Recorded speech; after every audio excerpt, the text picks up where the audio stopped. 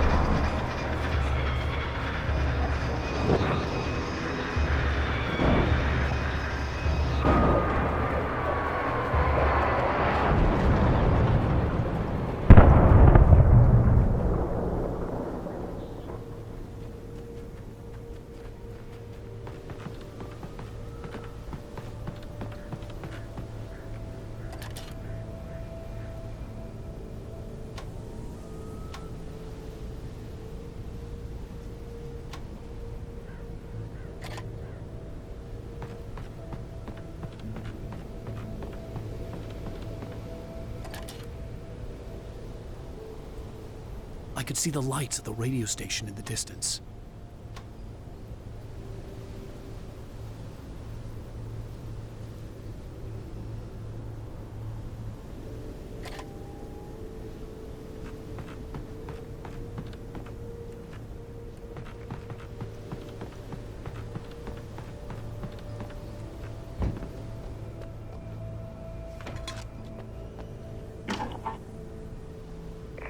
This is James. Mulligan, Thornton, come in. Over. Thornton here. James, we got both Wheeler and Rose in custody. They didn't put up a fight or anything. Why, hey, what you... Come on. Sit down and give me that. James, Mulligan here. Over. Go ahead, Mulligan. Over. We got Wheeler and Rose here. Wheeler's drunk or hopped up on something. Speaking of which, that Fed had a pretty distinctive whiff of Otis Scotch about him, you know what I mean. Over. I don't have anything on that, Deputy Mulligan. Over. Well, whatever. Anyway, Rose is just being plain weird here. You better get Doc in to take a look at both. Over. Gotcha. You better get them here quickly. The, Fed's gonna want to interview Wheeler. Over. Oh, yeah, I'll bet he does. Looks like they have a lot in common. Mulligan out.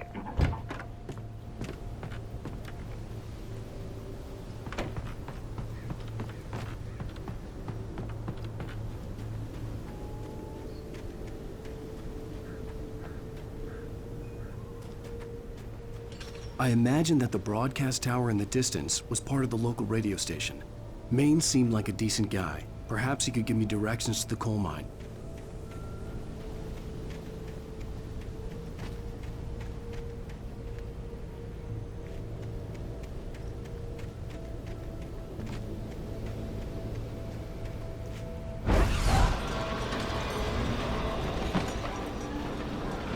Unnatural shadows clung to the gate. The darkness that was after me was trying to stop me. I wouldn't get through without a fight.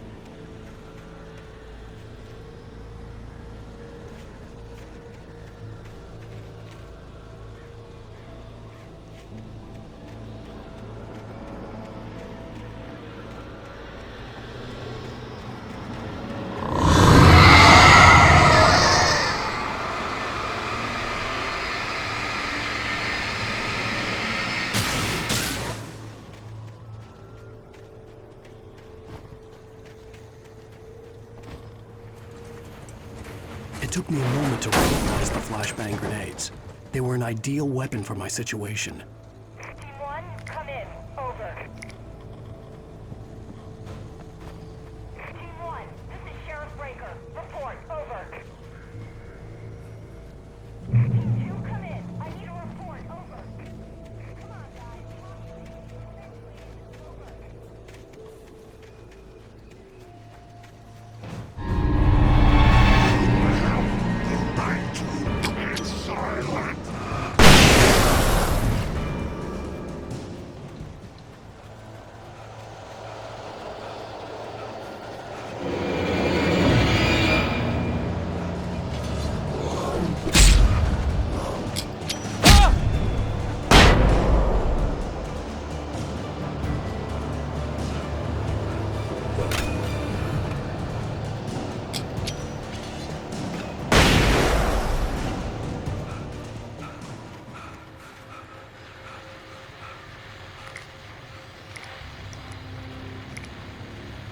And here's another call.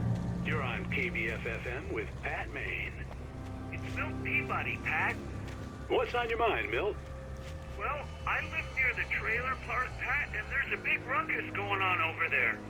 Well, that's just up the road from me, too. What's going on, do you know? I don't know, but there's a bunch of police cars there, lots of sirens, a helicopter buzzing around, and I think I heard some gunshots. Gunshots? Yes, sir, like from a pistol. So can you find out what's going on? Because it's just next door and they're popping off guns there. They're still shooting? No, it was maybe 10-15 minutes ago. It sounds serious, Pat. I'm telling you, it don't sound like no party. Well, I'm certainly going to give the station a call, Milt. Okay. You'll hear it here as soon as I hear from them. Okay, thanks.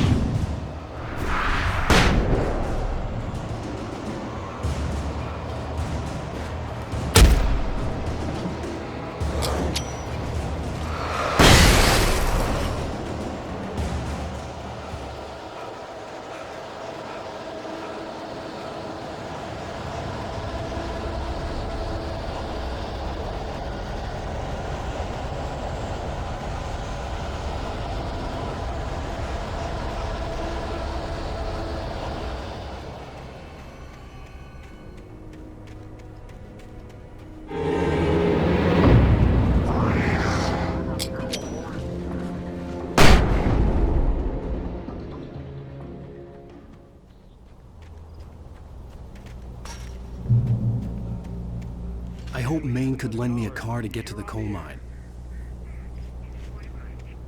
Oh, hello, Lorna. What do you have for us? Well, I just don't see why the cops bother with the trailer park. What do you mean? It's a trailer park. Of course you're going to have trouble with a place like that. I mean, what do you expect? The sheriff...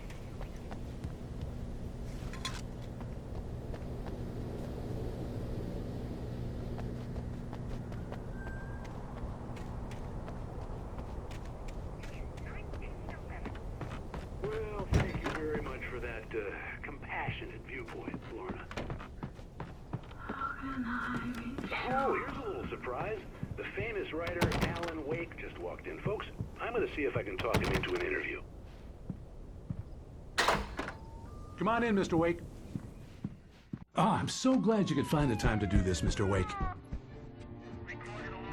Nowhere to run now, Dan Brown. You back away from me. Don't hurt Whoa. Everyone calm down. Put the gun down. We're all friends here, right? Cool your jets, Nightingale. We got him. Judas Priest! What the hell's the matter with you? There's a civilian in there.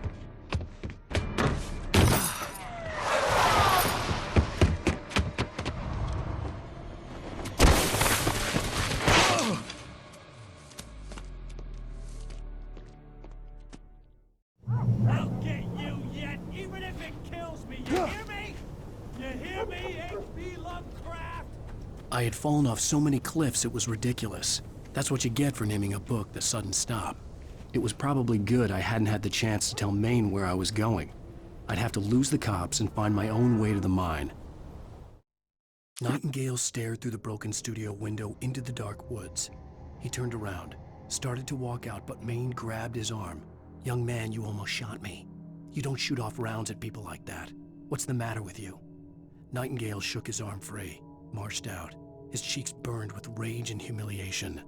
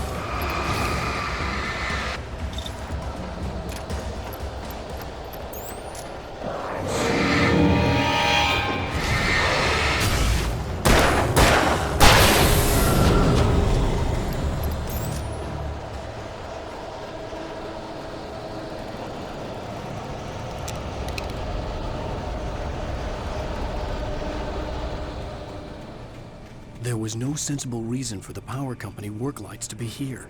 It was almost as if they'd been left for someone like me to use.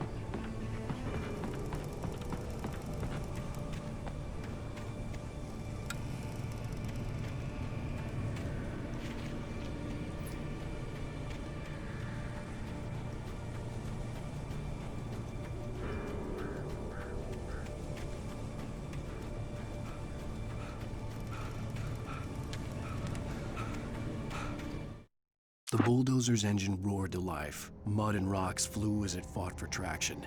It crashed through the concrete wall and landed heavily in the yard. If it were an animal, it would have shaken its head after the impact, fixed its eyes on me, and charged. Of course, it had no head, nor eyes. Shadows crawled on its form, twisting it into a monster. Then, it came for me.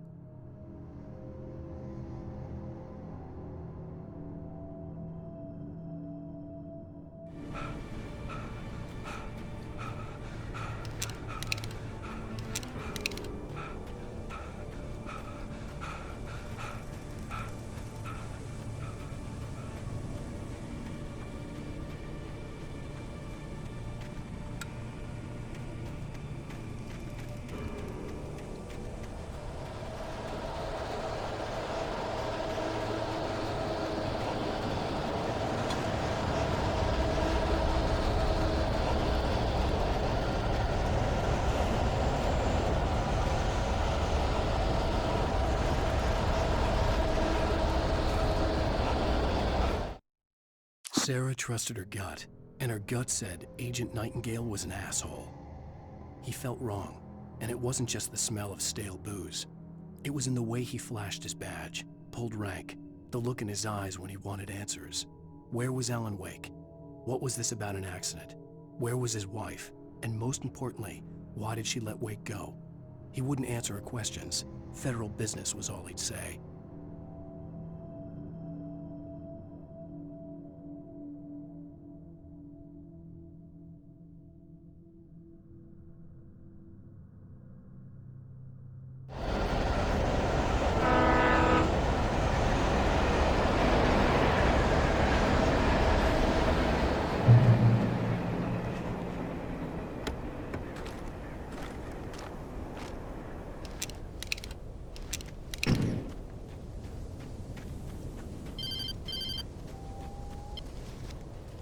Hello?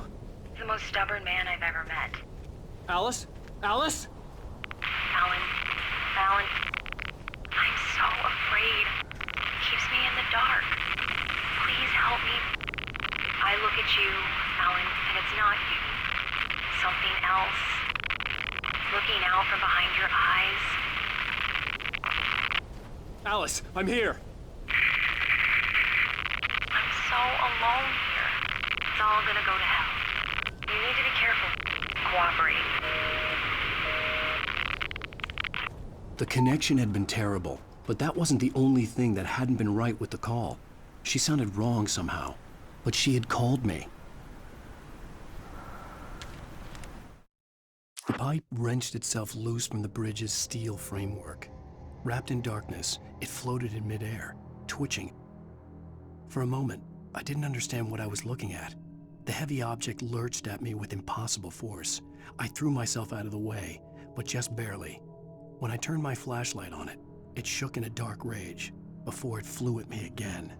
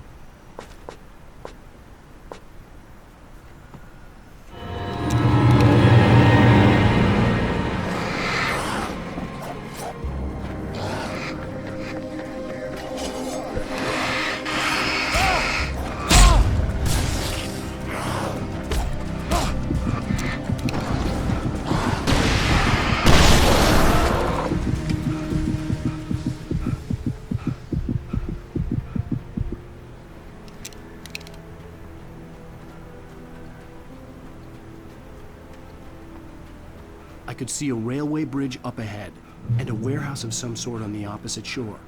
I hoped I could find a car from there.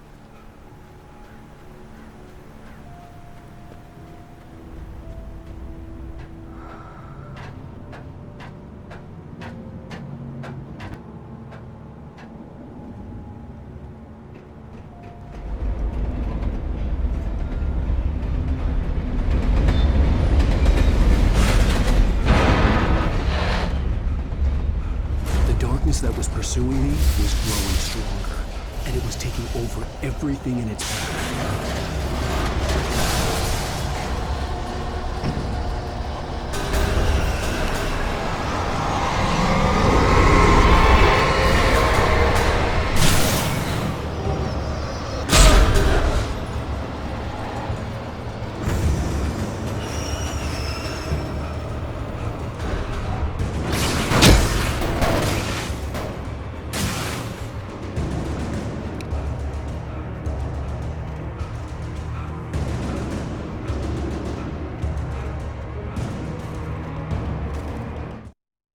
I slammed the door shut right in his smug face.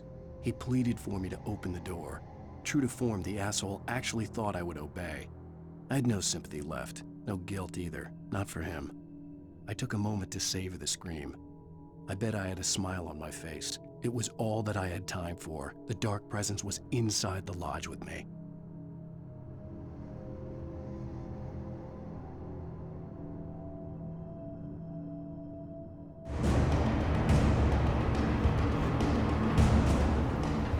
As a teenager, just starting to get interested in writing, Stephen King had been a source of inspiration to me. I thought about all the inanimate objects that had come to life in his books. No one is safe in a good horror story. Certainly not the protagonist. That's what makes them fun. This was anything but. The darkness could possess anything, and it was getting closer.